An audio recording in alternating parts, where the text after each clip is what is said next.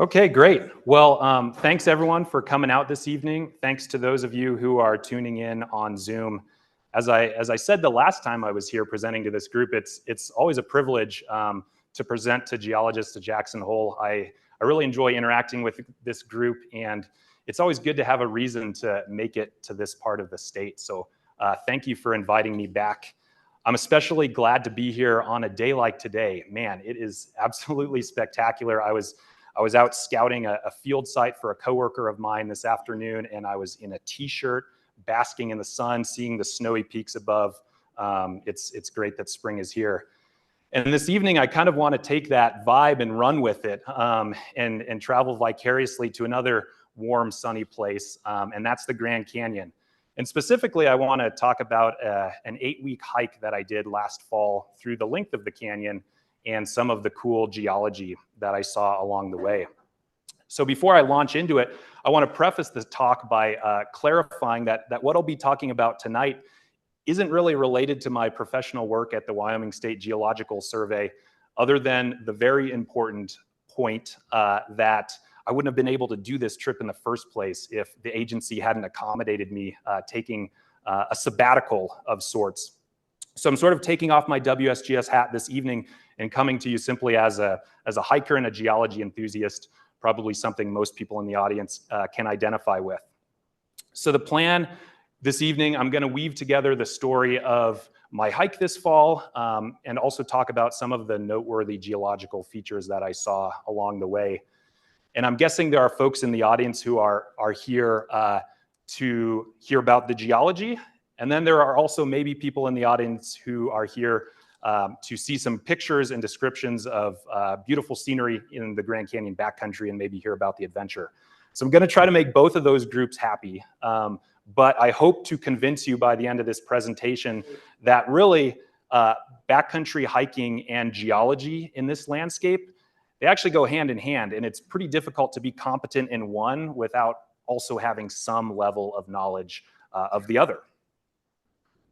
A second part of my preface is to acknowledge the many folks who made this experience possible for me. I'll mention in a minute that while I was on my hike, I was mostly by myself, but to characterize this as a solo endeavor could not be further from the truth. There are so many people who stepped up in a major way to enable this experience for me and help me pull this thing off. Some of those folks, certainly not all, are pictured in this slide here. Certainly a shout out to my supervisors and coworkers at the Wyoming State Geological Survey who helped me with the logistics and supported me and accommodated me of taking this time off. My parents were the #1 kind of logistical support team with every sort of detail you can imagine. I had a lot of friends and family help me with placing my resupply caches and then retrieving those caches at the end of the trip. Some of those folks are pictured here on the right. In the center here, these are folks who I call the Grand Canyon gurus. These are people who have spent more time in the Grand Canyon backcountry than I ever will. They hold a lot of knowledge. They were really instrumental in providing me with general wisdom about the canyon, specific information such as where to find some tricky water sources, and then also helping me with one particularly difficult resupply cache that I had to place in a really remote location. Over here on the left, I had a childhood friend lend me his pickup truck for 2 months. Like that was no small ask. That was pretty awesome. Another friend of mine let me park said truck at his house in Kanab, Utah for 2 months while I was gone. All these sort of logistics that you don't really think about until you're actually trying to line out a trip like this.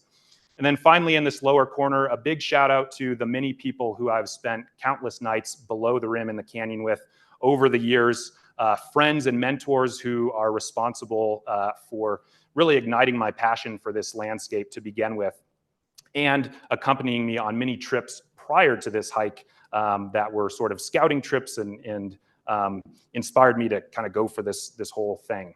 So this was a team effort and a shout out to all of those folks who made this possible. So I want to give a little bit of a geologic and geographic background to the Grand Canyon. I'm guessing that folks have at least heard of the Grand Canyon before. It's in northwestern Arizona. It's cut by the Colorado River. This is just zoomed out satellite image of the Grand Canyon. You can see the path of the river here at the bottom of the canyon where I'm outlining. And the Grand Canyon, the Colorado River through the Grand Canyon runs for 277 miles from the start of the Grand Canyon, which is up here at a place called Lee's Ferry. This is where the Colorado River first cuts through the Kaibab limestone. And then 277 river miles later, the Grand Canyon as a sort of a topographic feature ends at what are called the Grand Wash Cliffs, which I'm showing here. And even in this zoomed out satellite image, you can see this linear escarpment, which is the Grand Wash Cliffs. And the Grand Wash Cliffs mark the end not only of the Grand Canyon, but also of the Colorado Plateau itself. So they mark the boundary between the Colorado Plateau to the east here and the Basin and Range Province to the west. And in modern times, the Grand Canyon hydrologically is sort of bookended by Powell and Meade reservoirs, which you can see in the satellite image. Another part of orienting ourselves geologically with the Grand Canyon is understanding what rocks we see down there. So the rocks exposed in the canyon range from 2 billion-year-old crystalline basement rocks all the way to 270 million-year-old or Permian age Kaibab limestone at the top of the canyon. These rocks that are shown at the top of the strat column here, the Mesozoic section, has been largely stripped from the Grand Canyon region through cliff retreat that's led to the step topography of what's called the Grand Staircase up here to the north in Utah. So we don't really see those rocks in the Grand Canyon. And if we take a really zoomed out view, there's sort of 3 geologic domains of rocks in the canyon. So the first domain would be the crystalline basement rocks. This is primarily the Vishnu schist and the Zoroaster granite and granodiorite. These are rocks that we only see in the inner gorge of the canyon, the deepest part. Domain number 2 would be what's called the Grand Canyon supergroup. This is Mesoproterozoic to Neoproterozoic sedimentary, primarily sedimentary rocks that importantly are not exposed everywhere in the canyon. They've been eroded from many places, but where they are exposed, their hallmark is that they're dipping and they're deformed, as kind of shown in this strat column. And then the third domain is probably what most folks are familiar with Grand Canyon geology. This is the famous layer cake stratigraphy of the Grand Canyon sequence. These are Paleozoic rocks that range in age from the Cambrian to peat sandstone here at the bottom. This is age equivalent to the flathead sandstone that we have here in Wyoming, all the way up to that Permian Kaibab limestone. And importantly for a hiker traveling through this landscape is the fact that in this Grand Canyon sequence, you have sort of this cliff and bench topography. And if you want to make your way linearly through the canyon downstream, you rely pretty heavily on these topographic benches. And I'll note 2 of them here that I'll talk about quite a bit in this presentation. The first is called the Tonto Platform, and that's right here on top of the Tapete Sandstone. And then the second is called the Esplanade. And the Esplanade is on top of the Esplanade Sandstone, the uppermost formation in the Supai group. So I'll refer to those throughout the talk. Okay, so what is it exactly that I did this fall? I hiked the length of the canyon in a downstream direction. So I started here at Lee's Ferry and I finished at the Grand Wash Cliffs. I stayed below the rim the whole time. So that means below the Kaibab limestone. And then I was on the north side of the river for the whole trip. So the metaphorical guardrails, if you will, were the Colorado River on the left and the North Rim on the right. And I was sort of threading my way through that corridor. And I actually didn't hike at river level that often, probably less than 20% of the time. I was mostly hiking sort of at higher stratigraphic levels, working my way through just the amazing labyrinth of side canyons that exist between the river and the rim. And this was sort of a continuous wilderness traverse. There's no roads that I crossed. There's no towns that I went through. There's hardly any trail. I was probably on trail less than 5% of the time. So I don't actually know how many miles it was. And mileage is a little bit irrelevant, frankly, for off-trail hiking in the canyon. If I had to guess, it's probably somewhere between 600 and 700 miles. And it took me 57 days to go this length. And for the hike, I was mostly by myself. I did have 2 friends join me for a 6-day stretch right around this area towards the end of the trip. Another point of context for this hike is this was really, for me, a bucket list trip. This is something I had wanted to do since 2015. It was a personal project that was a long time in the works. I spent a lot of those preceding 8 years planning out my route, doing scouting trips, seeking out the people who hold knowledge about how to travel through the backcountry in Grand Canyon, which made it particularly rewarding to get to do this fall. And this is my route.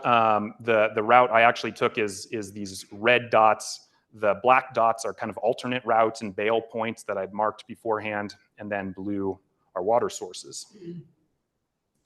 So there was a mountain of logistics to tackle before heading out on this trip, and most of those logistics involve spreadsheets and spreadsheets and more spreadsheets, such that by the time I started hiking, I was just so glad to finally put some sweat equity into this project instead of sitting at my computer staring at spreadsheets. Spreadsheets are good; they keep me organized, but there's a limit. And the planning logistics, they involved things like I had to get a permit from the National Park Service. I had to plan my route. Again, this is mostly off trail, so I had to plan where I was going to camp, where I was going to get water, how I was going to get from point A to point B. I had to be really intentional about the gear that I took because I wanted to travel light. This is just a photo of all of the gear that was in my backpack at the start of the trip, probably about 40 pounds worth, including food at the start. But by far, the most formidable logistic was that of resupplying. As I mentioned, I didn't go through any towns. There weren't any roads that crossed my route. There was no chance for somebody to, bring me food. And so what I had to do is place these resupply caches ahead of time. And I placed a series of 8 of them, spaced about a week apart. So I would get to one about every week. And they included all expendable items that you can think of. The biggest, of course, is food, but it also includes things like stove fuel, restock of first aid kit or toiletries, sunscreen, ways to charge my electronic devices, those sorts of things.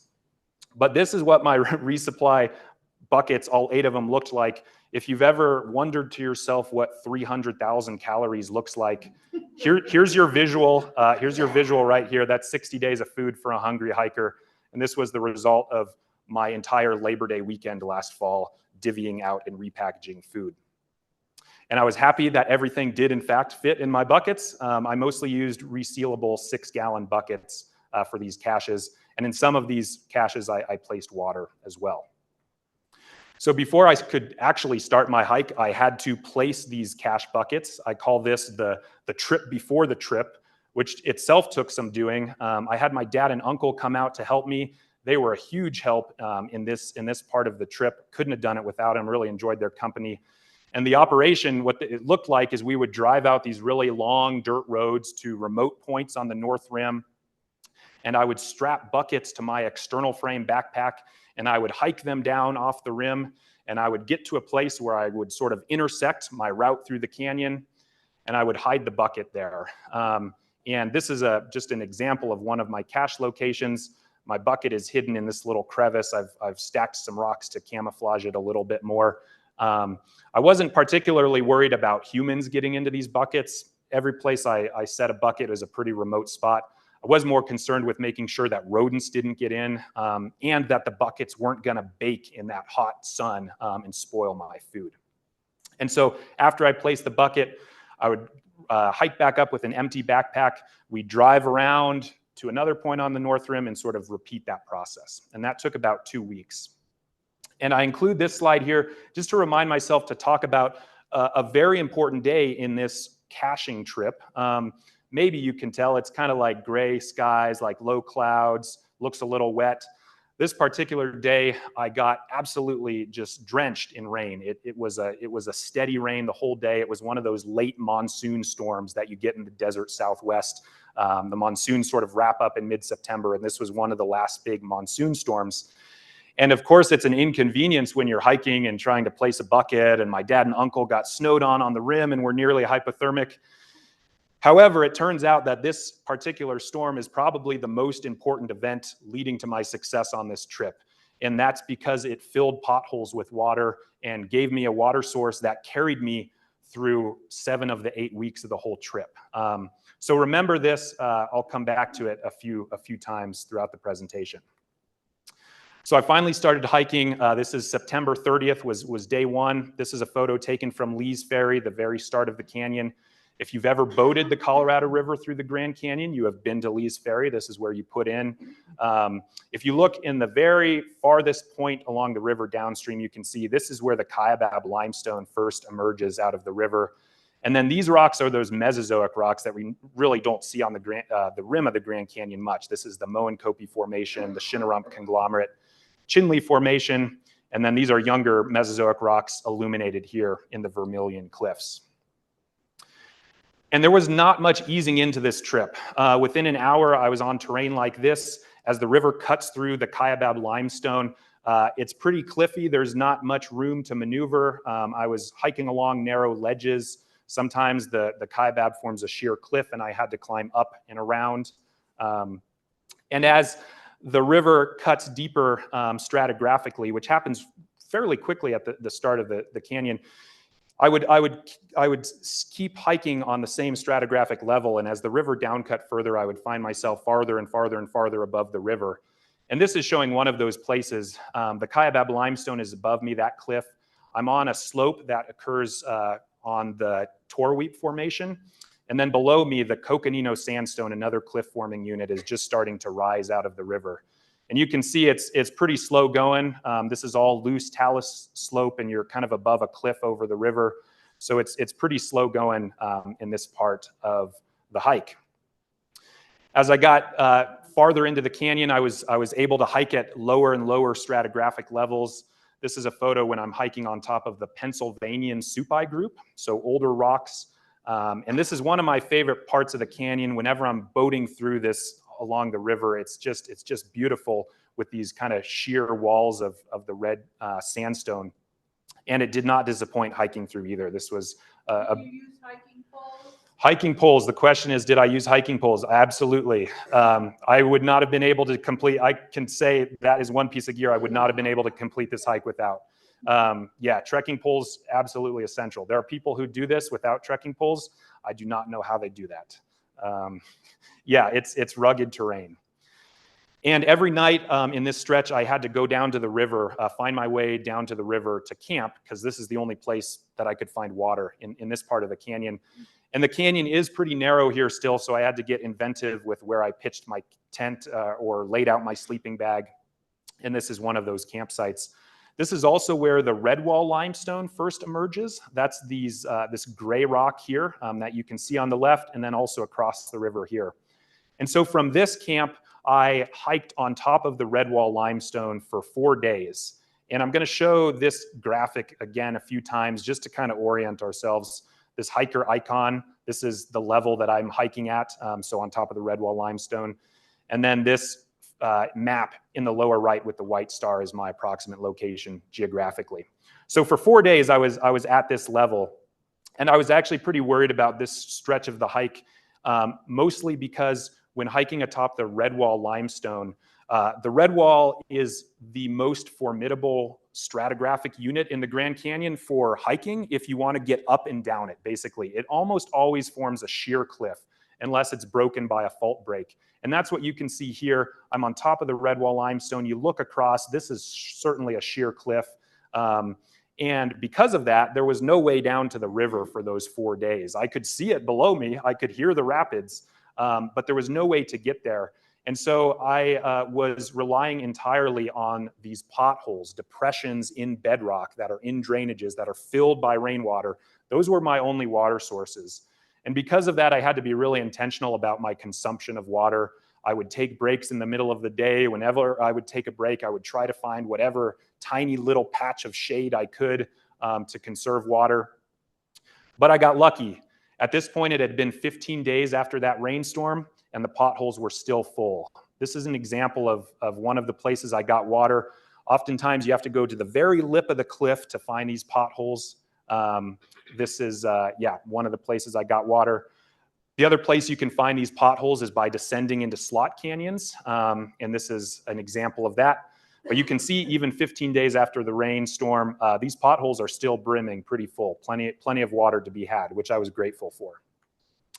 It was also in this stretch that I hit my first resupply cache, and I included this photo just to kind of show the typical operation when I got to a resupply cache. It was a pack and bucket explosion. I'd empty everything, figure out what I needed, what I didn't need, put everything I didn't need back in the bucket, seal it up, hide it again to retrieve after my trip.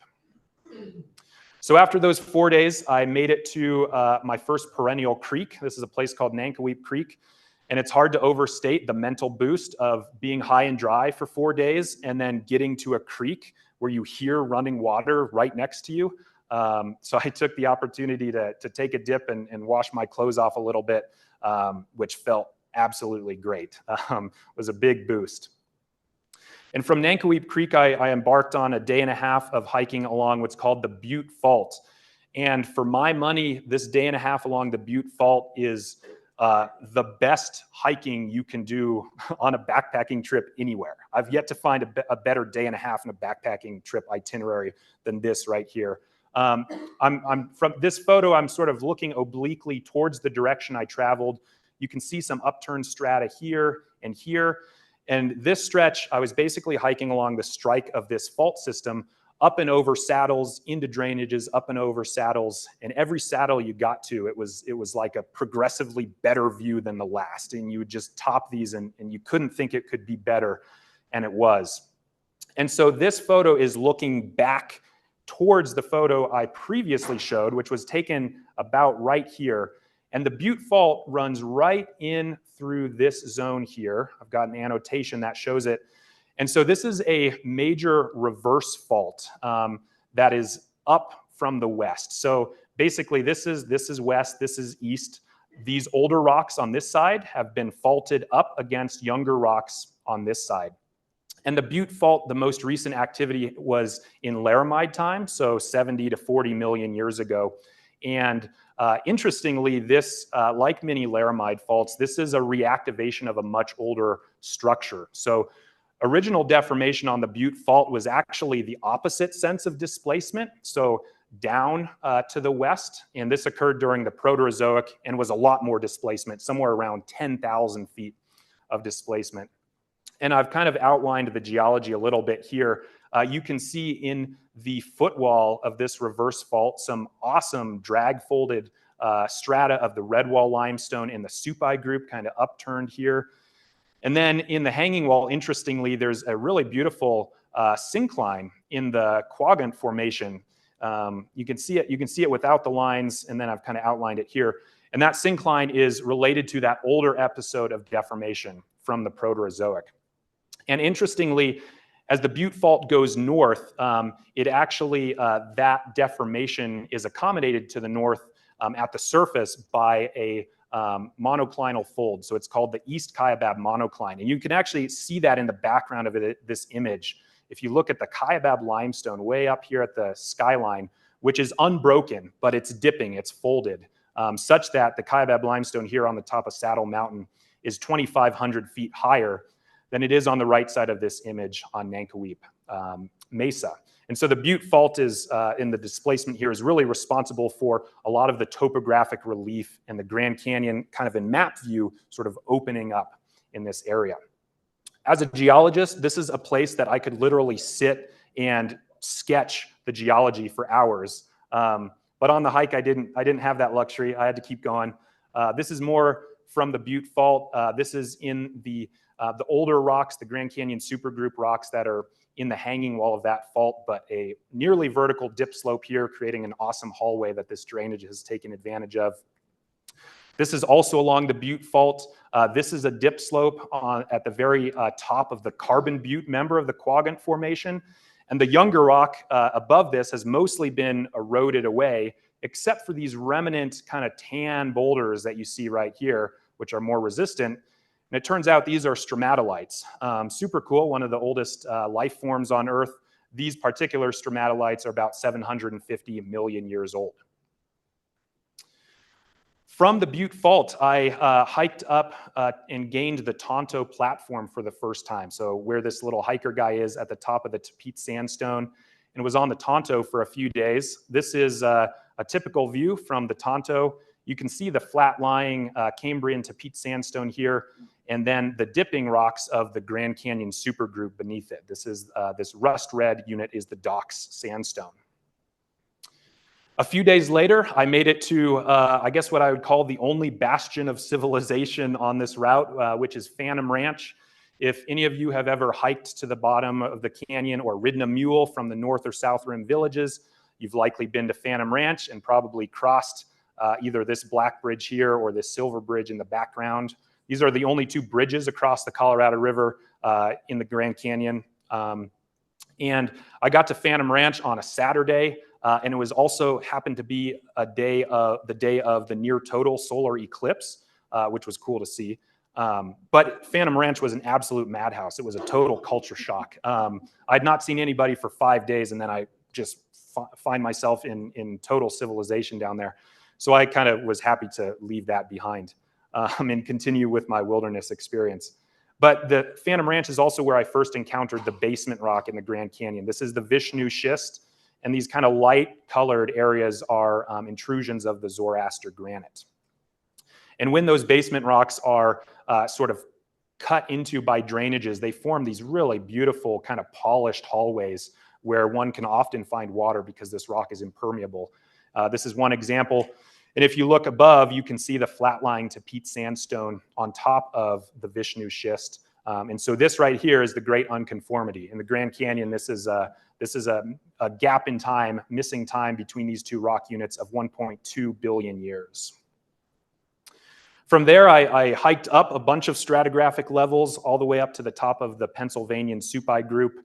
This was my highest elevation of the trip at about 6,300 feet. I wanted to camp up here. It's a beautiful spot, but there wasn't any water, so I had to descend the other side of the saddle, work my way into this next drainage, where I did in fact find water, a nice perennial stream here in the narrows of the Vishnu schist again. That was a particularly big day. I included this photo because this is one of my favorite campsites on the whole trip. Here I'm really in the heart of the canyon. You can see the inner gorge, you can see the Colorado. This is looking upstream. Some of these awesome granitic intrusions here. And this campsite had just an amazing view up and down river. And it was also very nice because in the drainage that's kind of just to the right of where this photo is taken, I was able to farm about 8 liters of water from a tiny, tiny, tiny pothole in spring. And it saved me a long trip of scrambling down to the river. I like this photo because if there's one view I had in the Grand Canyon that can replace that little cartoon strat column that I've been showing, I think it's this view. This is like the actual view that could replace that because you can see everything. You can see the basement rocks, the Vishnu schist here at the bottom, an unconformity, which I've shown in the thick black lines here with the dipping rocks of the Grand Canyon supergroup, which includes in this area actually a igneous intrusion, a concordant intrusion known as a sill, and more of the sedimentary rocks of the Grand Canyon supergroup. And then just a beautiful angular unconformity between the supergroup and the flat-lying to peat sandstone right in here. And then the whole entire Grand Canyon sequence all the way to the Kaibab limestone up at the rim. And for scale, the river here is at 2,200 feet and the rim's at 7,500 feet. So that's about 5,300 feet of vertical right there. And it was in this area that I think was probably the hottest days of the trip. I'd been lucky with temperatures up until this point, but the days hiking through this area were probably triple digits in the afternoon. So I was really happy to make it to this spot, which was my first full rest day. I had another cache here. I was able to hang out by this creek, take a bath, wash my clothes, do some reading, just kind of generally beat the heat. And this was a tough place to leave the next morning. This is, I think, the day after the previous slide I showed. I included this photo. It's one of my favorite photos that I got from the trip. And this is kind of a typical route to find your way back up to the Tonto platform. So here I'm trying to make it to the top of this geologic unit, this kind of bench here. And it always is a little bit intricate to route find up through these cliff bands. And this is a particularly intricate route, but there's a bunch of pottery sherds that indicate that modern day hikers are not the first people to know about and use this route. And so here I am again up on the Tonto platform where I was hiking for another few days. And in this part of the canyon, the normally perfectly kind of flat-lying Grand Canyon sequences just has the slightest amount of deformation, and that tiny small dip angle coincides with the direction that the river travels, such that as I was hiking downstream on top of the Tapete Sandstone, the Tonto platform was slowly converging with river level. And as I hiked farther downstream, I got closer and closer and closer to the river, finally to where I could get to the river. And I spent just a magical evening on this huge sandbar beach. There's a rapid that's kind of just upstream off the left-hand side of the photo. It was a full moon night. The moonlight was illuminating the crests of the whitecaps. Absolutely, absolutely magical evening. And so I hiked kind of at river level and a little bit above it for another few days before it was time for kind of a major shift in the hike. And at this point, I needed to go from river level all the way to the Esplanade, which was kind of that upper platform that I pointed out at the very beginning of the presentation. The Esplanade here is right at the skyline in this image. It's about 2,500 feet above the river. And to get up to the Esplanade, I utilized an enormous landslide complex. This is the largest landslide complex in the whole Grand Canyon. It's known as the Surprise Valley Landslide Complex. And there's been mapped about 8 unique landslides that have all occurred over the past 2 million years. And this is not my photo. This is from a paper that came out a few years ago looking at this landslide complex. That previous photo was taken from this yellow star, and this particular photo is taken from across the river on the south side. But I hiked up this landslide that they call Poncho's Slide. And these geologists here in this paper have estimated that Poncho's Slide probably occurred around 610,000 years ago. And they hypothesize that the failure plane for this landslide is right in this area on a shale bed in the Bright Angel Formation. And as far as a trigger mechanism, they suggest that potentially it's due to groundwater pooling at that impermeable shale layer. In modern times, there's springs that have an enormous amount of discharge here in Deer Creek, and then also just to the east in a place called Thunder River and Tapete Spring. And maybe if that groundwater plumbing was a little bit different 610,000 years ago, you might have had springs discharging right along the Bright Angel Shale here that provided that failure plane for this landslide. And this here is this red line here is kind of the headscarp, if you will, of this enormous landslide, which is the same as these cliffs in this photo here, right at the top of the Redwall Limestone. This was kind of cool. I was not expecting this. I kind of crested a rise and saw this beautiful headscarp graben or headscarp basin in the crevice, if you will, of this rotational block of landslide. And this headscarp basin has been filled in by fine-grained sediment such that it's a perfectly flat floor and was an awesome place to camp. Very comfortable that evening. This is the next day. I'm still utilizing that landslide debris to climb up higher and higher. These modern drainages have incised into this landslide debris an impressive amount, leaving behind 20-foot vertical walls of just absolute rubble. In this picture, I kind of hiked up around this side and was able to finally cross this gully up here. And then I crossed to the left side and went up this rubble cone all the way into this cleft, where I was finally able to climb up 100 feet through the Redwall Limestone to get to the top of the Redwall, which is where this photo is taken from. That previous photo is probably right down in here. But you're looking back at that enormous Poncho's landslide here, and you can see that kind of rotational motion and that headscarp graben behind it. Another cool thing you can see from this photo is this little bench on the south side of the river. This is actually landslide debris as well from the same landslide that the river has since incised through and cut down through. And so undoubtedly, this landslide rerouted the path of the river at least a little bit when it occurred.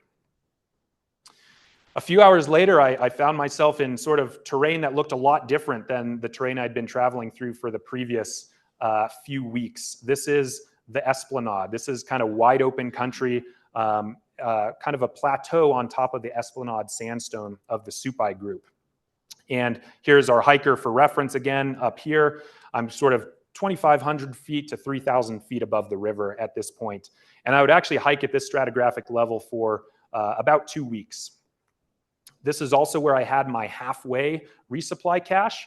And so this is day 28. And this particular cache had 3 buckets instead of 1. 1 bucket was food. The other 2 buckets were gear, basically any backup gear I could think of that I would need, I put in this halfway cache bucket. Because again, I wasn't going through any towns. There was nobody meeting me to resupply me. So if I had any sort of gear failure, I at least wanted a backup piece of that same gear in this halfway point cache. So things like water filters, stoves, glasses, camera, sleeping pad, you name it, I fit it in. Luckily, I didn't really need any of that backup gear. I did swap out for a warmer sleeping bag and an extra layer because it was starting to get colder as the fall progressed. And then also badly needed at this point, I had a new pair of shoes cached. And I was incredibly grateful to have those. I don't think my other pair of shoes would have made it the rest of the way. And it was really a treat to get to hike on the Esplanade. It's much more wide open country. You have expansive views. In a way, it reminds me of southern Utah with the red sandstone and the juniper. And another benefit is pretty much every sunset and sunrise is just absolutely spectacular. You're kind of in this middle ground. You have the shadowy depths of the canyon on one side, and then you've got the cliffs of the rim on the other side, which are illuminated at dawn and dusk. I could have chosen innumerable photos to illustrate this, but it was kind of like being spoiled every sunset and sunrise. It was also in this stretch that water became an issue again. There are springs up on the Esplanade, but I was still relying for most of my water from these potholes that are filled with rainwater. And this photo is taken for reference. This is 44 days since that rainstorm. I had not gotten a single drop of rain in 44 days.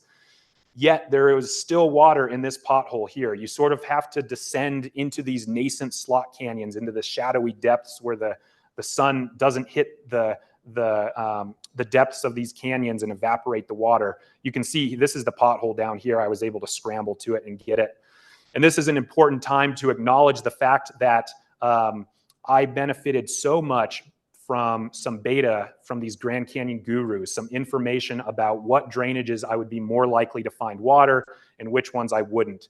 Because as these drainages in their kind of dendritic pattern, they eat into the Esplanade. It's like a fractal pattern. If one is looking for water, you have hundreds of side canyons to choose from. And how do you know which one is worth your time to descend into looking for water and which one to skip? And luckily, I had some information that helped me out with that. And so I am very grateful for those Grand Canyon gurus who gave me some hints with this. As I moved farther to the west, I entered another geologic domain in the canyon. This is an area where there's abundant evidence of quaternary volcanism. This mound here, this is actually a cinder cone. This is called Vulcan's Throne. I'd seen this on the horizon for about 3 days. And this has been dated to 72,000 years old. So pretty young geologically. And this is one of numerous volcanic vents that are kind of localized along the Torweep and Hurricane fault systems in this part of the canyon. And so naturally, because I'd been looking at this thing for a few days, I couldn't help but detour and climb to the top of it. The view was spectacular. This is a view from near the top off to the west. And you can see below me, there's a bunch of these basalt flows, and that these basalt flows actually go off the side into the inner canyon. So this is basalt that's solidified from a lava flow in the Quaternary that must have been a dramatic sight to see spilling off the edge of these cliffs into the inner canyon. And this is a geologic story that has not really been filled in all the way yet. There's a lot of uncertainty, but there's, if you're interested in this, I would recommend this paper, Crow and others, 2015. They did a lot of geochronology and sort of field work figuring out how old these lava flows are, where they went, and how they interacted with the river. So this is a figure from that paper. I've drawn on my route in kind of this dashed green line. Vulcan's Throne, where I took that previous photo in the presentation, is right here. And I actually utilized one of these lava ramps, if you will, of where the lava has spilled over the cliff to get back down to the river at this point. But the takeaway here is that this episode of volcanism, it occurred between about 830 and 100,000 years ago. So again, Quaternary in age, and at least a dozen times likely dammed the Colorado River as the lava spilled over the cliff edge and came into the inner canyon. And there's, like I said, a lot still to figure out as far as how long it took the Colorado River to sort of overtop these dams and erode back through, how far water backed up, how long it took for the river to even fill. Were there cracks in the dam, or was it a sort of a clean impoundment? But it's a really cool story. And one thing that is pretty clear about this is when you go down in and you look at these basalt flows, there are some beautiful flow textures. Here's some columnar joining on this flow, and above it you see some more radial textures. There are pillow basalts, in fact, that indicate that there was lava-water interaction. And the authors of this paper, Crow and others, they use those textures in the basalt to hypothesize that actually water from the Colorado River probably overtopped these dams while the lava was still cooling. So in a matter of weeks to months. Pretty cool geologic story. I think it's really fascinating. And so my goal coming back down to the river was I needed to hike as close to river level as I could for another 2 days downstream. And it turns out these basalt flows make that pretty difficult because oftentimes where they come into the canyon, the river has cut down and left a sheer cliff such that you can't actually walk along the shoreline of the river, and you have to climb up and divert around the top of these basalt flows on some really just rotten rock. That's kind of what I'm showing here in this terrain. I actually snapped this photo just a few seconds after some bighorn sheep clattered up away into some escape terrain. And as always, they make it look much more easy than I do, clumsily walking across this on my 2 legs. But this was sort of the MO of the next few days. And the most formidable of these lava obstacles was this one here, where I had to climb up well above the river and kind of do some edging around on narrow ledges on this slope in the Redwall Limestone to get to this saddle up here.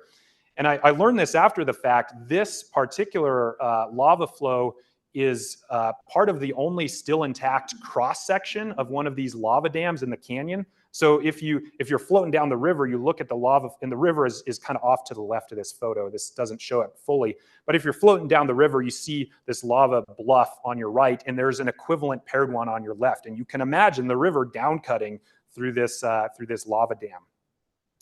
And this is a view from the top. So the next photo I'll show is from right up here. And I'm looking down the other side, back down river. You can see another one of these lava flows spilling off the edge. You can see some of the basalt remnants that have not yet been eroded away from these vertical canyon walls, still hanging on. And it turns out that just to my right, beneath my feet, from where you can see in this photo, there are compositionally diverse river gravels that directly overlie the basalt. So this indicates that when this dam occurred, the river aggraded and had to establish a new base level at the top of that dam. And that was a stable enough base level for long enough that river gravels from a wide source area could actually accumulate and aggrade a little bit more before the river then incised. And this here, we're about 850 feet above the river. So if you do the math, that backs up the water 100 river miles. It's just a crazy geologic story. And I'm a little bit bummed I didn't spend more time here because it's such a key area for that story, and didn't snap a bunch of pictures of the geology. But you'll have to excuse me. I was much more concerned with just getting back to the river at this point, and climbing down all of these cliffs. And this is a photo a few hours later. I was feeling pretty happy with myself because I'd made it back to the river. What I didn't know at this point when I was snapping this photo was the fact that the next 6 hours were going to be the worst of the whole trip. And it wasn't because of these lava obstacles. I was mostly done with those. It was actually because of just nightmarish bushwhacking along the shore of the Colorado River. It was just really dense forests of any kind of spiny plant you can imagine, particularly catclaw and mesquite. I kid you not. I mean, there's times when I had to crawl through the sand dragging my backpack. I had to climb up into the thickets and kind of like Tarzan style on all these spiny plants. It was really rough. And I don't have any photos of that because when you're on your lowest point, you don't think to take photos. But anyway, I made it through, and I made it to my second and final full rest day, which couldn't have come at a better time. This was what I was hiking to the previous night. I got to camp after dark. I did have a cache here. It was just a good rest day. I was able to do laundry, take a bath, and most importantly, sew up my clothes because they were totally shredded from the night before. Also, just serendipitous moment at this time, I ran into a group of rafters who were camped on the beach just upstream. And I happened to know one of the leaders of the group from grad school. So I got to hang out with them, and they fed me dinner. I was really in need of company at this time in the trip. So I give a lot of credit to that group. They really boosted my spirits. Because the next day I was heading out on what was going to be, for me, the most unknown part of the trip. This was going to be 2 months of, or not 2 months, 2 weeks of just totally new territory, the most remote part of the canyon. And I was mostly going to be hiking up here on the Esplanade again. And to get to the Esplanade, I utilized a nifty route that follows perfectly the Hurricane Fault. And the Hurricane Fault, this photo is kind of looking along strike of the fault. The Hurricane Fault is a major west-dipping normal fault, and it runs for 150 miles from Cedar City, Utah, all the way across the Grand Canyon to about Peach Springs, Arizona. And here that normal fault has about 1,300 feet of displacement. So in this photo, the displacement is down to the left. So this is the Devonian Temple Butte Formation on the right. And this is Younger Rock, the Pennsylvanian Supai group that's been downdropped to the left side. And you can see some of these more lava flows in the background as well. So this was a really nice route to get up to the Esplanade. This was also to sort of add to the vibe of like heading out into the unknown. This is when I had my coolest wildlife encounter of the trip. I saw 2 mountain lions. I'll circle one right there. I only got a photo of the one. This one had a good long stare at me, at least, I don't know, at least 30 seconds, long enough for me to pull out my camera. And then it finally kind of trotted away and disappeared over this rise, which incidentally was the exact way I needed to go. So that was a little spooky. And I also was about a mile away from this water source, which I was really gunning for. This is a just enormous pothole in the Redwall Limestone, in a kind of along one of these fault escarpments. And at this point, it had been 50 days since it rained. And yet there was still enough water in this pothole that if I wanted to, I could have gone swimming in it. But of course I didn't. I was going to camp right near here, but knowing those mountain lions were in the vicinity, it was clear that this was their water source and not mine. So I kindly drew my water and moved on. The next day I descended into another canyon that's had some beautiful narrows in the Temple Butte Limestone. The Devonian and Mississippian carbonates, they really thicken as you get to the west in the Grand Canyon, such that when you get in these limestone gorges in the west part of the canyon, the vertical walls are just hundreds and hundreds of feet that form these really narrow slot canyons. It's really beautiful. This turns out was my last view of the river before I reached the very end of the canyon. I liked this view. I didn't know I would come upon it, but I think this is the longest kind of stretch of river that I saw in any one view along the whole trip. This is probably about 8 river miles from the upstream to the downstream end here. And so it was in this part of the canyon where I rendezvoused with my 2 friends, Eva and Jake, who are absolutely amazing adventure partners, and can't thank them enough for joining me. They were game for joining for the most difficult remote stretch of the trip. The part of the trip I really, really wanted some partners to accompany me with. And so they kind of helped usher me through this difficult section.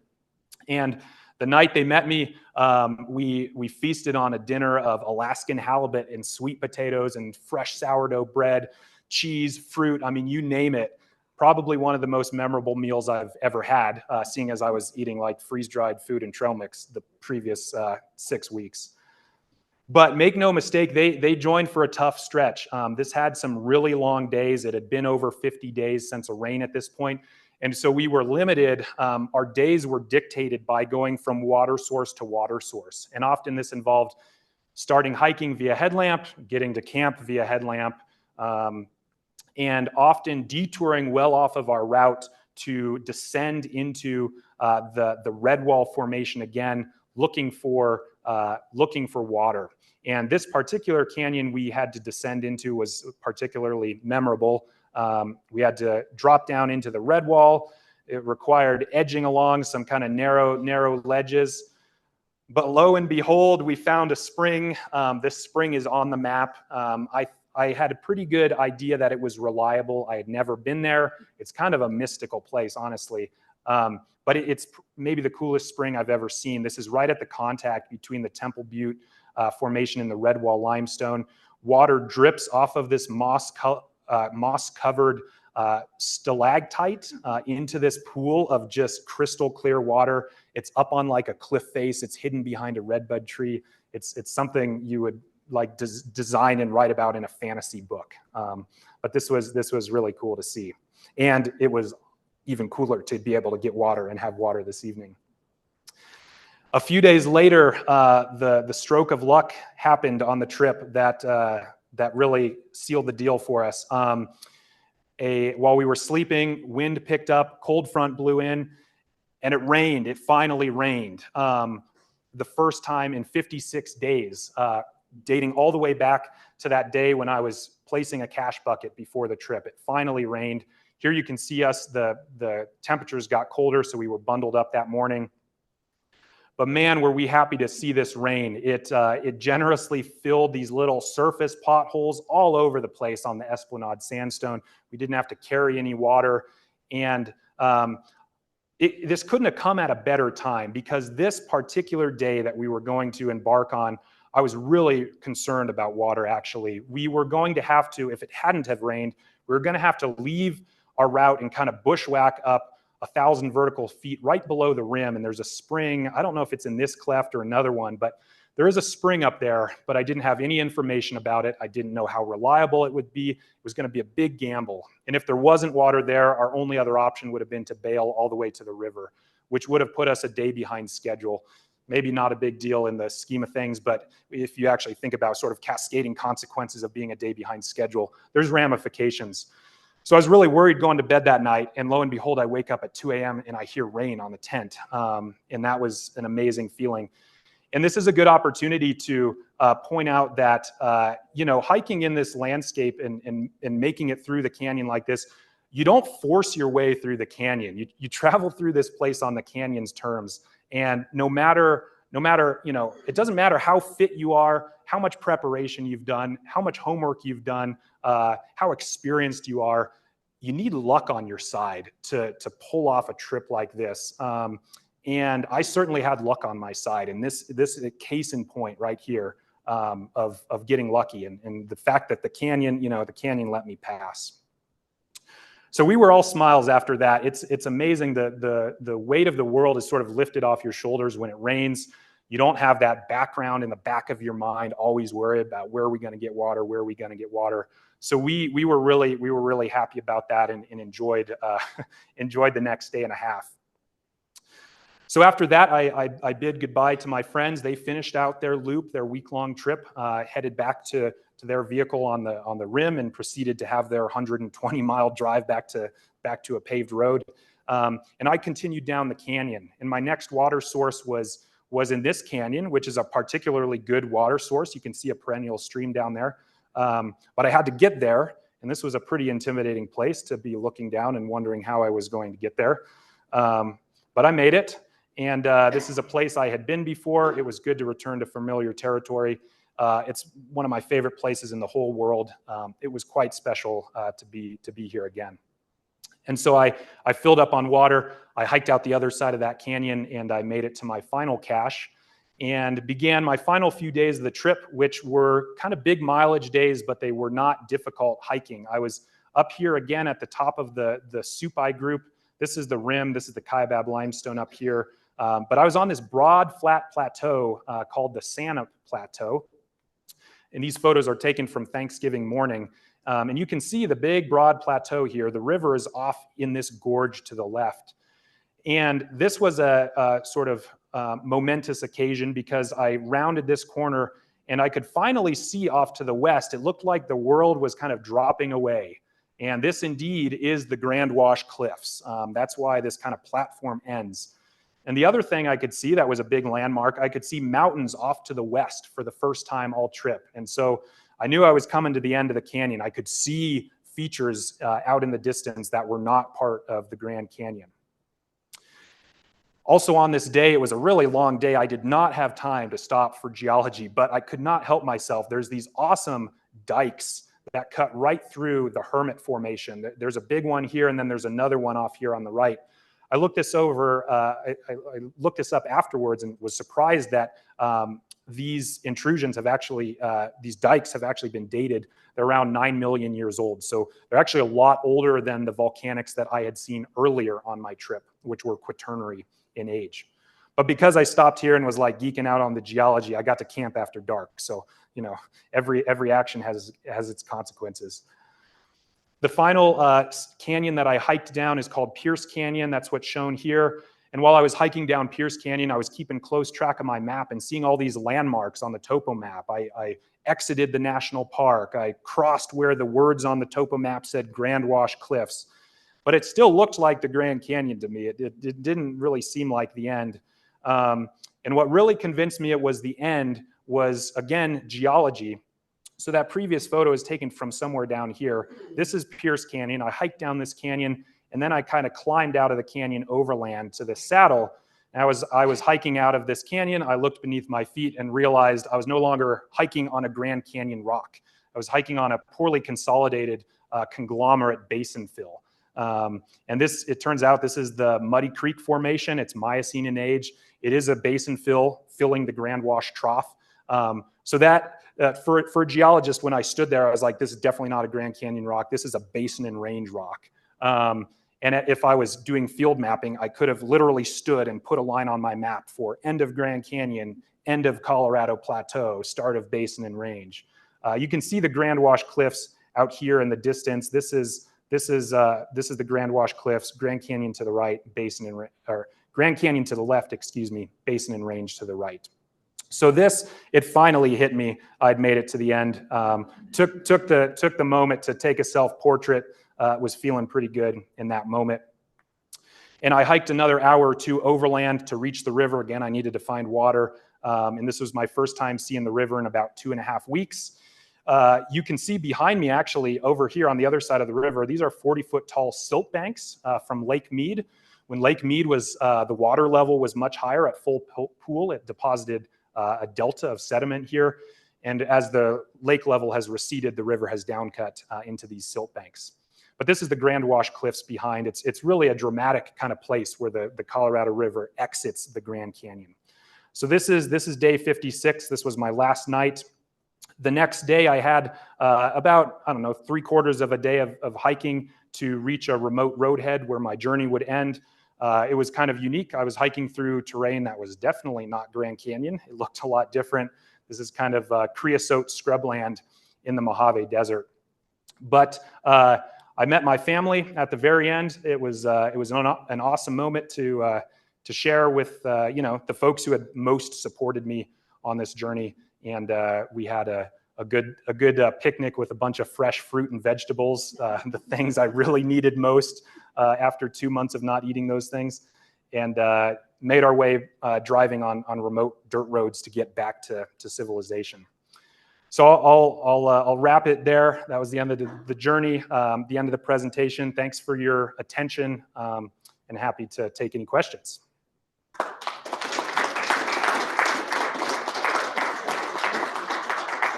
Yeah, question.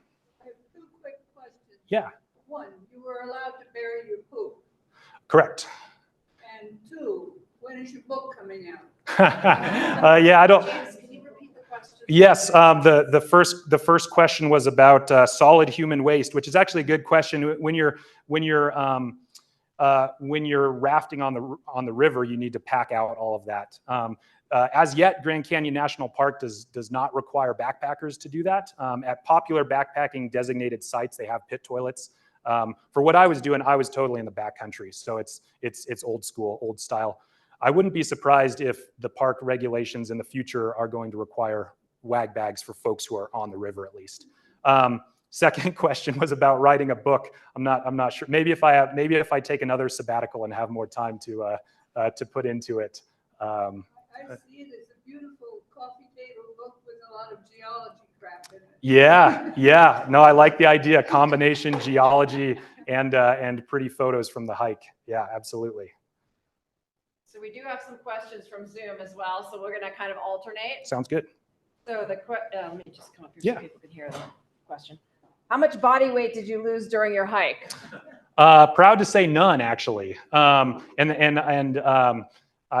This is maybe when I'll brag a little bit about planning. I had my nutrition dialed. Yeah, I did not lose any body weight. I was never craving food. Obviously, like eating dinner with that raft group, and at the end, fresh fruit and vegetables. Like there were food types that I was like, oh yeah, that sounds good. But on a trip like this, I've been hungry on a backpacking trip before, and it's just no fun. And unlike other like through hikes where you go into a town once every 5 days and can just really load up on calories, there was no option for that for this. So I was really intentional about having my food strategy be sustainable, such that I could have energy the whole time, and I was never hungry. So luckily, I didn't lose any weight. There's a question. Yeah, it seems like you had it very well planned and mapped ahead of time. But how often did you get dead-ended and have to backtrack and find another route? Yeah, that's a great question. The question is, did I ever have to, reach a dead end and have to backtrack? Boy, off the top of my head, not often. There were times when I got to a place that I didn't expect it to be as difficult as it was. I did carry a 6mm hand line with me, and I mostly used that for lowering my pack when I got into kind of sticky situations, or sometimes raising my pack up behind me if I needed to climb something that I didn't want to have the weight on my back. And I soon found out that the times I used my hand line were the times I didn't think I was going to need it. So I always kept it handy, because it was mostly unexpected, like, oh, here's a pour off in this drainage that I wasn't expecting, a new chalk stone or something. As far as actually having to change my route in dead end, never more than like a few minutes, kind of probing up a drainage. Oh, that doesn't go. Let me turn around and just backtrack a few minutes. Never anything like hours on end. I had the route pretty well scouted from previous trips and kind of dialed in from other kind of digital scouting as well. Is there another one on Zoom you wanted to ask? Yeah, a couple questions. What was your average distance traveled in a day, do you think? And what was the typical weight of your pack? Yeah, so weight of the pack, it totally varied. When I was leaving a cache and I had 7 days of food, I had about 2.5 pounds of food per day. So leaving a cache, and also depending on how much water I was carrying, probably 45 pounds. When I was coming into a cache at the end of a section, more like 30 pounds would be mostly my weight. And what was the other question there? That was. Oh, and then my per day. yeah, I mentioned it at the start. Mileage when you're hiking off trail here is not really a good metric for the effort required. And so there was a day that I hiked 1.5 miles along the river, and that was all that I did that day. There were other days kind of towards the end of my trip that I showed when I was kind of cruising through that terrain that are probably more like 15, 16, 17 miles if I had to guess. So it totally varied. I mean, if you average it out, maybe 10 miles, 12 miles a day, something like that. Question there? What wildlife did you come across? Yeah, the question was about wildlife. I did see a lot of wildlife. I saw a ton of bighorn sheep. I saw one of the unexpected pleasures of this trip was actually the bird life. I'm not an expert birder or an ornithologist or anything, but there was so many like songbirds in the canyon, and it was because I think it was because I was traveling through in the fall, and it was even in a landscape. You know what I'm showing on this final slide. You think this is pretty like austere and the vibe you get from looking at a picture like this is silence, but honestly, like at dawn and dusk, it was bird calls everywhere. So that was cool. Owls, a bunch of aquatic life, frogs and toads, the mountain lions, foxes, kit foxes. That was another cool one I saw. They have a really raspy, kind of unnerving bark. And I heard that a few times at night, and I actually heard it with my friends Eve and Jake too. And that was an interesting encounter too. One rattlesnake. Yep, that's it. One rattlesnake. That won the whole trip. Yep. So I tell you, I got lucky. I got, luck was on my side. One rattlesnake. Yeah. Question over there in the far back. I'm just curious as to how you decided upon the route along the northern rim of the Grand Canyon versus the south rim that has all of the established trails that go along. Was this a route that someone has done in the past that you were following? Yeah, that's a good question. For folks on Zoom, the question's about why did I choose to hike on the north side of the river? There's many more trails on the south side of the river. Honestly, that's one reason I like to hike off trail. The north side of the river is much more remote. There are hardly any trails. The other reason is that if you remember from that satellite image I showed of the Grand Canyon, there's a lot more room laterally and vertically, topographic relief on the north side, which makes the side canyons a lot longer, which gives a lot more options for sort of traveling through in kind of creative ways to work your way through this labyrinth. The best part of the Grand Canyon, in my opinion, is that section between the rim and the river. People see the rim, a lot of people boat the river, not a lot of people get to experience that section between. And the north side of the river has a lot more of that territory to see, which is why I was interested in that. Well, the other part of your question about was I following a predetermined route, and I wasn't. I was kind of making my own route. I plotted this up ahead of time. I'm certainly not the first person to do this, to hike through the canyon on the north side of the river. There's been other people who have done this. In fact, dozens, plenty of people. But there's no established route. There's no trail. That's honestly one of the fun things about it. You make your own route. You plan your own route. There's room for creativity. A lot of the adventure is preserved in that regard. So let me just jump in with a Zoom question here. Yeah. Was there anything you brought that you didn't need, or anything you didn't bring that you wish you had? For the second question, if there's anything I needed that I didn't bring, I can't really think of anything. There were a lot of things I brought that I didn't need, but that I would still bring if I did it again because I had to bring them. Luckily, again, luck factor, didn't have to dig into my first aid kit or repair kit that often. I brought like a 15-ounce really good rain shell, and I wore that for literally an hour on the whole trip. And this thing is 15 ounces, which is a lot for a backpacker. And I wore it for an hour on that morning where it finally rained after 56 days. And it was not raining hard. It was like a little sprinkle, but I was like, here's my chance to wear my rain jacket and justify carrying it for the whole trip. So that's one of those things that I carried but really didn't need. One more real quick question. Yep. Did you see any signs of prehistoric people or Native American evidence? Yeah, absolutely. Question about evidence of prehistoric peoples. And I saw it all over the place. Actually, most prominently up here on the Esplanade. I didn't include the photo, but I found a pretty much fully intact arrowhead.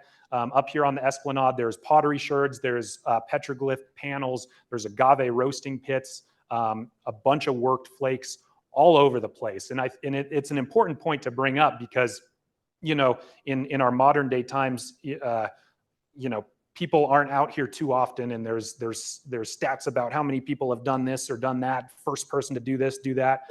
The original inhabitants of the canyon were all over the place here. They knew every single route, and you see their evidence everywhere. And so there were certainly people moving up and down canyon well before Europeans arrived on the scene in this area.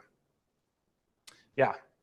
So sort of two questions. Can you talk about the geologic conditions that preserve the supergroup, and also your two main hiking platforms? Can you talk about the geology that created the Tonto and the Esplanade? Yeah, so the question is about the geologic conditions that lead to sort of the incomplete preservation of the supergroup, as well as the sort of the topographic levels that I traveled upon the Tonto and the Esplanade. I'll answer that one first. So the Tonto and the Esplanade, these are platforms that occur on resistant sandstone. So the Esplanade sandstone produces the Esplanade, and the Tepete sandstone produces the Tonto, and they're more resistant rock units, so they tend to be cliff formers. As the Colorado River has downcut through the Grand Canyon, and you get headward erosion of all of these multitude of tributaries. This is the main way that the canyon has been carved, through headward erosion of all these tributaries that make it to the base level of the Colorado River.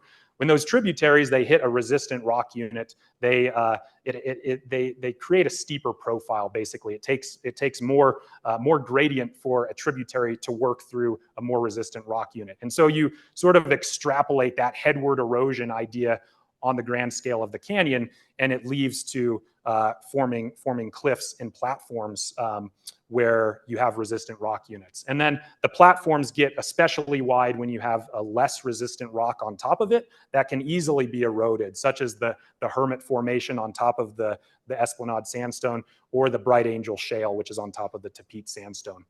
And then, Mike, your second question about the Grand Canyon supergroup, that's a more complicated question, because it's in so the supergroup, again, is that domain of kind of steeply dipping Proterozoic strata that's only found in some places, and it's likely due the preservation in those places is pre-existing structure, basically, where you had Proterozoic faults down dropping this strata, preserving it, and then during Cambrian time, when the Tepete sandstone was deposited, these were broad river systems that were sort of planing off the surface, and where those supergroup rocks had been, say, dropped down, they were still preserved when the Tepete sandstone rivers kind of eroded that surface. That's my kind of simplified answer. There are structural geologists who study this sort of thing, and it's what makes the Grand Canyon rich for scientific study. Question in the back? Yeah, so what was your typical breakfast, lunch, and dinner? And number two, did the rodents chew through any of your buckets? Yeah, two questions. First one, did the rodents chew through any of my buckets? No, they didn't. Apparently they can. I've heard stories of people who have said leaving a bucket at a place like Wallapai Gardens, which is a pretty popular place if you're hiking down the Bright Angel Trail from the South Rim, like a squirrel literally chewing through that hard plastic. No, they didn't, thank goodness. There were a few buckets, though, that I got to, and I was like, wow, some rodent tried really hard to gnaw through this. I think they were actually more going for the tape. Like I used Gorilla Tape on the rim to kind of seal up. And I think they actually might have been going for the glue in that tape. So luckily, no. And I'm sorry, what was your first question? What was your typical breakfast, lunch, dinner? Right. What was my typical breakfast, lunch, and dinner? For breakfast, I have sort of a muesli concoction. I ate that every day. It's I spike it with Nido, which is whole milk powder, basically, to up the fat content. That was one of the strategies for not losing weight. Is you want to eat a lot more fat than you eat in regular everyday life, because fat is a slow burning source of fuel. So yeah, muesli for breakfast. Lunch, I did more snacks, things like trail mix, peanut butter, Wassa crackers, jerky. I did some granola bars. I'm not really a fan of any sort of energy bar granola bar. I did a few of those. A bunch of dried fruit, macadamia nuts, that kind of thing. And then dinners, I had just a rotation of really 3 main dinners, and intersperse that with a few. But like beans and rice, I do the Knorr rice sides, and I do the instant mashed potatoes as well, and kind of spike all of those with cheese and nuts and things to add caloric density. Yeah. What geology did you read beforehand that was most interesting, most helpful on the hike? Yeah, what geology did I read beforehand that was most helpful? Well, admittedly, I didn't really study up on the geology beforehand. I'm familiar with the geology of this landscape, partially from my work in grad school, and then also just because I'm an enthusiast of geology. But for me, my background, my geologic background is in tectonic geomorphology, and I get a huge kick out of how the Grand Canyon, the Colorado River sort of integrated its drainage through the Grand Canyon, and how that signal, that base level signal, has been transmitted throughout the entire Colorado River system and drainage network. And there's some really interesting papers on the initial integration of the Colorado River through the Grand Canyon. This has been a controversial geologic subject for the past 2 decades or so. But there's also really interesting literature out there about how that signal of when the Colorado River finally punched through to the basin and range, into the Grand Wash Trough, how that base level signal was transmitted upstream. That's kind of what I'm interested in. There's a good paper from, I don't know the year, but it's looking at tributary profiles in far western Grand Canyon to see if they can see that base level signal by looking at the modern profiles of tributary drainages that sort of come off the Santa Plateau and then just have a giant nick point and just, go basically straight down, super steep gradient to the river. That's not a great answer to your question. But those are the aspects of Grand Canyon geology that most kind of fascinate me. Yeah. Yeah, did you use a satellite messenger? If so, how often did you check in with your parents? Yeah, that's a good question. Did I use a satellite messenger? How often did I check in? I did have a Garmin inReach with me, and I sent once a day an I'm okay message. I also actually, because I was hiking solo, I carried a second satellite device. It was one of those spots, and I had that going at 10-minute breadcrumb intervals. I didn't give many people the link to the spot, only like my parents and a few trusted folks. And other folks who are following along could see my inReach messages. Yeah. What did you use for your water? I mostly used, the question was about water purification. I mostly used chlorine dioxide tablets. They're called aquatabs. I also had a Sawyer squeeze filter kind of as a backup, but I mostly used the aquatabs. One last question from Zoom. Okay. What was it like to transition back into civilization? That's a great question. How was it to transition back into civilization? Honestly, it was pretty good. I've done a few kind of trips, not of this scale, but long trips before, multi-month trips, and it is always a challenge to transition back. I was pretty intentional though about how I set my schedule for this one, and I really did ease back into it. I spent a week after the trip retrieving buckets and sort of like still being on the rim, being one foot in the canyon, one foot in civilization. I spent a lot of time with friends and family. I didn't have to go back to work for like 2 weeks. I had kind of a 2-week window, so that was good. And I was ready to be back, honestly. I was ready to be back at it and go home and see friends again. So it wasn't a bad transition. It worked out pretty well. All right. So I want to thank our speakers for an incredible presentation. Thank you. How you condense a journey like that into an hour is almost as challenging as the journey. Right, it is. So